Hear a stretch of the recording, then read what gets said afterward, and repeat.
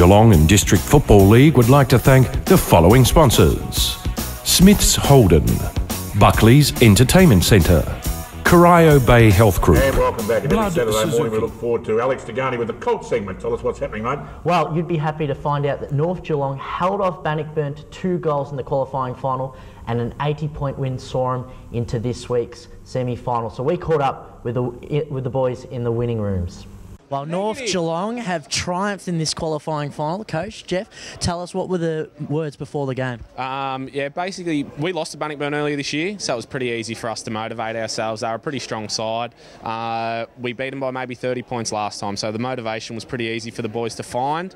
Bannockburn definitely worked harder than us the first time this year, so it was a big sticking point. We wanted to prove we were better than them. Yep. Yeah. Players that stood out on the day, it's been a real goal-to-goal effort. Yeah, Corey Elmer's really good interleague player. He played an exceptional game today. He's been a little bit quiet during the year, and he's coming good at this time of year, which is good to see.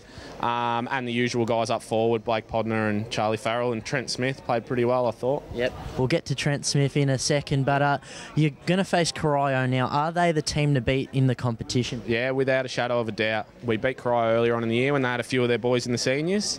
Last 2 times we played them, we failed the challenge. They beat us comprehensively, so we've got a lot of work to do to be as good as them, and we've tried to do everything we can to make sure we're at that level, so we'll find out next week. Yep. Well, there's the team perspective, but on the individual players, mate, you're the goal kicker. Tell us first, to those that don't know you, how many goals have you kicked this season? 80 or 81, lost count. From the players' point of view, how did you find today's challenge? Yeah, it was pretty easy, I reckon. They started off good and then we just rolled them in the end. Yep. So, and yeah. Finally, your thoughts on playing Corio, who won the minor premiership? Yeah, we can beat them. Yep. We can beat them. It's got to be smart. Yep. Best of luck to both you guys next week. Cheers. Right. Thanks for that, guys. You're now going to face Corio 1. They got the week off because of the minor premiership. That is going to be a huge game this morning from 10 o'clock at St Albans Reserves. And then tomorrow, Bannockburn, they get that second chance, but it's an elimination final. They face South Barwon 2, who won the elimination final last week by a point. So there was a thriller last week, a one-sided match last week. Hopefully this weekend's action see 2 thrillers, and that's it for the Colts. And I guess it's back onto the main agenda, Dick. Yeah, thanks very much, Alex. Of course, Alex will be back again next Saturday morning talking a bit more about the finals action in Colts footy. Well, you've already met our special guest panellist this morning, and he's our very special guest on the show. He is from the Tommy Tigers Footy Club, and he is the president, and it's Terry MacLeod. Now, Terry, tell us a little bit about the Terry MacLeod story, mate.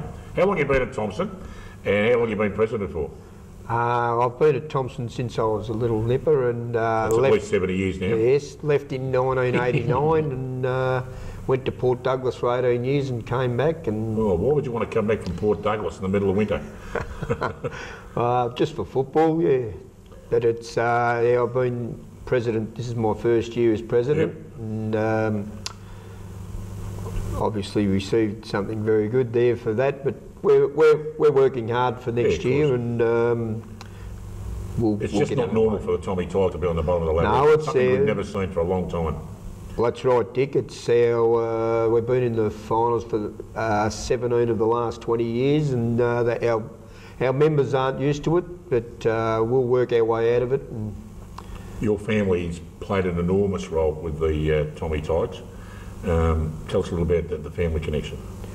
Well, yeah, when I was playing, we had my 3 brothers played there, and obviously then we've had our sons and nephews play, and Jackson's our captain at the moment. My son's gone to Belpo still at this stage, but we've had a connection through for the whole time, and hopefully we can continue on. Just before Alex asks you a question, there's one of them that's gone across playing in the Safwell League, is that right, the Sandford League? Yes, Brent's over there playing for South Adelaide, and he's doing very well actually, yeah. The family must be very proud. Yeah. Well, Thompson, you're one of the non-final sides this year, and many of them have already had their best and fairest. So obviously Jacko MacLeod, who we've mentioned, he's been the standout for your side, but who are the other players who you think will poll well in the club, best and fairest?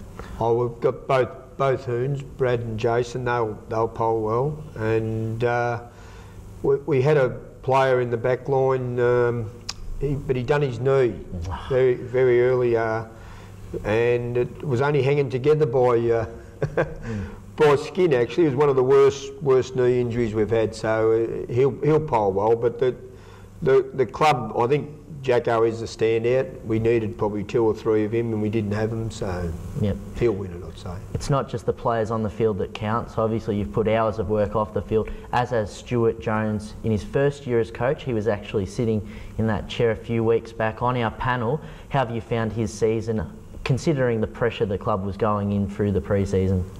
Yeah, well, actually, he was on a hiding to nothing because he took it late, which was early in the year. We lost our coach, and he battled away. He gave his all, but we just didn't have the power players and to help him. And unfortunately, we're going to have to advertise. We need a playing coach, I would think, because the GDFL has playing coaches that are succeeding. I think they're the way to go.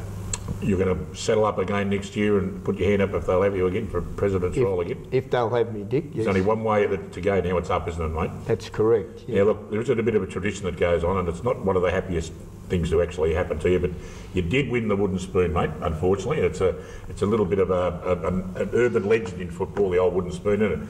And I'd like to present it to you, mate. Oh. Now, I really didn't like doing this, I've got to admit, because heaven forbid with the Magpies finish on the bottom, you blokes been out 100 miles an hour to give me one, but mate, there it is. There it is on your screen there, the wooden spoon. Have a look at that, you've got a good shot there, look at that. Now, I must admit, I did have my tea with it last night, but don't worry, it's okay. But it's sort of the size of the cutlery I always use, mate. But congratulations, mate. You don't whack me with it, but I officially give you the wooden spoon, mate. But I want you to make me a promise that you'll be able to give it back next year. Because yes. The Tommy Tigers, we don't like seeing them on the bottom of the ladder. No, we'll get rid of it, no problems whatsoever. Thanks very much, Dick. Right, mate.